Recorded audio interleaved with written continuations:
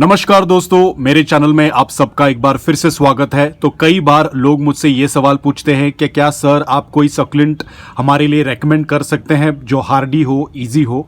अब दोस्तों ये लगने में तो बहुत ही आसान सवाल है, लेकिन ये बहुत ही ट्रिकी हो सकता है। अब क्यों? क्योंकि दोस्तों मैं आपके शहर या आपके कंट्री में कभी रहा नहीं हूं, तो मैं नहीं जानता हूं कि आपका एनवायरनमेंट कैसा हो सकता है और उस हिसाब से कोई सकुलेंट रेकमेंड करना काफ़ी ट्रिकी हो सकता है।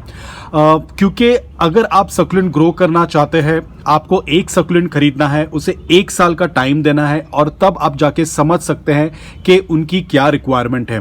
इसीलिए जब भी लोग नए सकुलेंट्स खरीदते हैं या जो बिगनर्स होते हैं, मैं उनको हमेशा ये सलाह देता हूं कि बहुत ज़्यादा सकुलेंट्स ना खरीदें। कुछ लोग जो है 40-50 एक साथ सकुलेंट्स खरीदते हैं, ऐसा नहीं करना चाहिए क्योंकि ये इनिशियल पीरियड जो होता है काफ़ी डिफिकल्ट होता है समझने में, खास करके कितनी सनलाइट देनी है, कितनी वाटरिंग देनी है। और ऐसा नहीं कि सभी सकुलेंट्स को सेम रिक्वायरमेंट होती है।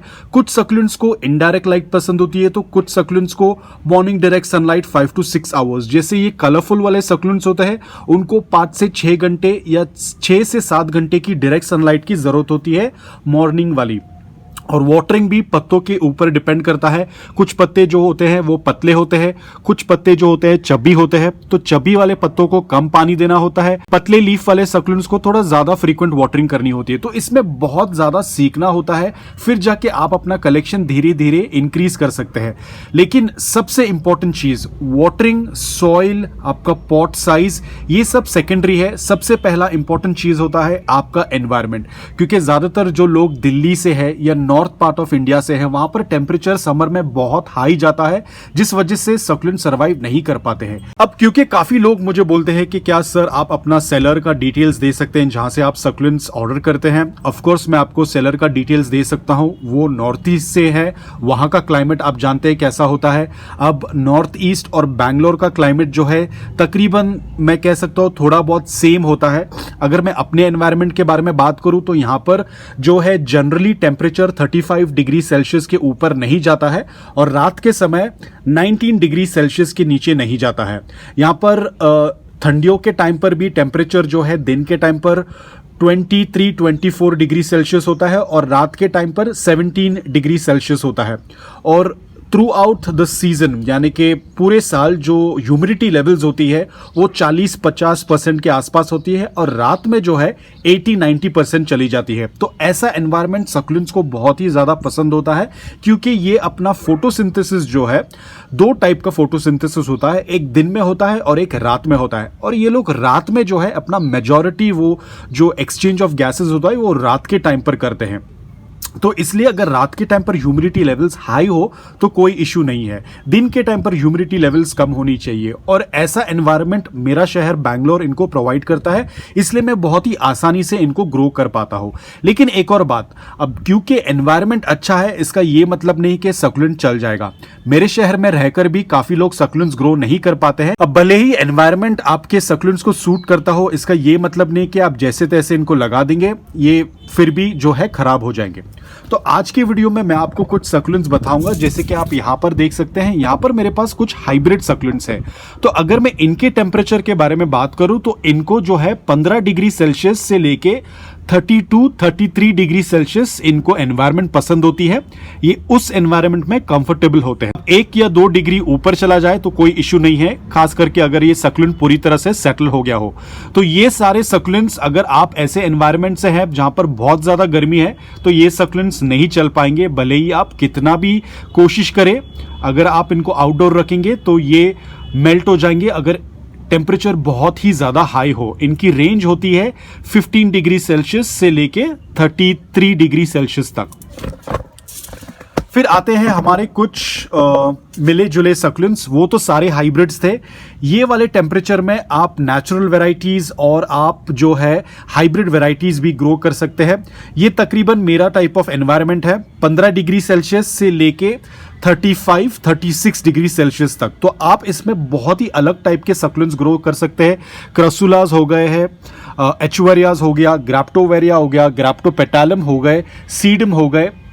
ग्रैप्टोसीडम, तो आप इन सब वेराइटीज को ग्रो कर सकते हैं, लेकिन इनका रेंज है 15 डिग्री सेल्सियस से लेके 35-36 डिग्री सेल्सियस। तो आप इसमें अच्छी अमाउंट में सक्यूलेंट्स ग्रो कर सकते हैं। अब आते हैं लास्ट वाले टेम्परेचर जोन में, जो होता है 15 डिग्री सेल्सियस से लेके 43, 44, 45 डिग्री सेल्सियस तक। तो आप देख सकते हैं यहां पर जो है बहुत ही लिमिटेड कलेक्शन है, और ये ज्यादातर हमारे हावर्थियाज ही है। यहां पर मैं एक और सक्यूलेंट लगा सकता हूं, वो है ग्रैप्टोवेरिया मार्पिन, क्योंकि मैंने रिसेंटली एक दिल्ली वाले दोस्त का सक्यूलेंट देखा था, वो ग्रैप्टोवेरिया मार्पिन दिल्ली में ग्रो कर पा रहे थे। तो ग्रैप्टोवेरिया मार्पिन भी इस श्रेणी में आ सकता है। तो यहाँ पर ज़्यादातर हावर्थियाज ही होते हैं। अब मैं जानता हूँ बहुत सारे लोगों को हावर्थियाज पसंद नहीं होते हैं, क्योंकि इनका रंग जो है हमेशा हरा ही रहता है। तो आप के पास और कोई ऑप्शन नहीं होगा। अगर 45 डिग्रीज तक जाता है टेम्परेचर, तो हावर्थियाज ही आपके लिए सबसे बेस्ट ऑप्शन होगा। और ज़्यादातर जो है दिल्ली और नॉर्थ इंडिया को छोड़ के अगर हम मुंबई की बात करें या फिर कोस्टल एरियाज की बात करें, तो यहाँ पर गर्मी भी होती है और ह्यूमिडिटी भी बहुत ज़्यादा हाई होती है। तो इस वाले एनवायरनमेंट में हावर्थियाज, एलोज, एलोवर्थियाज, ये सारे सक्यूलेंट्स जो है बहुत ही अच्छे से काम करेंगे। अब दोस्तों, हावर्थिया जो होता है ना, ये एक्चुअल में सक्यूलेंट नहीं होता है, क्योंकि ये क्रासुलेसियाई फैमिली में नहीं पड़ता है, बल्कि इनका एक अलग फैमिली होता है, उसका नाम मैं स्क्रीन पर दे दूंगा। तो इनके फीचर्स जो है सक्यूलेंट जैसे है, इनके रिक्वायरमेंट जो है सक्यूलेंट जैसे है, लेकिन ये एक्चुअल में सक्यूलेंट्स नहीं होते हैं। तो शायद इसलिए ये इतनी हाई टेम्परेचर भी बर्दाश्त कर लेते हैं, हाई ह्यूमिडिटी भी बर्दाश्त कर लेते हैं। क्योंकि अगर टेम्परेचर मान लीजिए 45 हो और ह्यूमिडिटी भी मान लीजिए कि 60-70% हो, तो ये जो आप बाकी के सारे जो सक्यूलेंट्स देख रहे हैं ना, ये कोई भी सर्वाइव नहीं कर पाएंगे, ये धीरे धीरे करके मेल्ट हो जाएंगे। तो आपके पास जो है बहुत ही ज्यादा लिमिटेड ऑप्शंस होंगे। अब ऑफ कोर्स, जैसे मैंने पहले भी कहा था, एनवायरनमेंट को तो हम चेंज नहीं कर सकते हैं, तो आपको उसके मुताबिक ही सक्यूलेंट्स खरीदने पड़ेंगे। लेकिन बाकी के लोग जो 36 डिग्री सेल्सियस या 33 डिग्री सेल्सियस के श्रेणी में आते हैं, वो बहुत सारे अलग अलग वैरायटीज ग्रो कर पाएंगे, और बहुत ही मिनिमम एफर्ट लगता है। इनिशियली 1-2 साल तो आपको थोड़ा मेहनत करना पड़ेगा, लेकिन बाद में ये बहुत ही ज्यादा ईजी हो जाते हैं। मेरे लिए सबसे डिफिकल्ट सीजन ना ही समर है और ना ही विंटर है, लेकिन मेरे लिए मानसून सीजन थोड़ा डिफिकल्ट होता है। अब वो भी मेरी गलती की वजह से, क्योंकि मेरे पास कोई परमानेंट स्ट्रक्चर नहीं है। तो जब भी बारिश होती है तो मुझे भागकर इनके ऊपर प्लास्टिक शीट लगाना पड़ता है। जैसे बारिश रुक जाती है, प्लास्टिक शीट हटानी पड़ती है। लेकिन अगर मेरे पास एक प्रॉपर परमानेंट सेटअप होता, जैसे अगर मेरे पास एक पॉलीकार्बोनेट का रूफ होता जिससे डिफ्यूज लाइट आती है, या थोड़ी ट्रांसपेरेंट वाली रूफ होती, तो मुझे फिर इन सक्यूलेंट्स के लिए भागदौड़ करने की जरूरत नहीं पड़ती।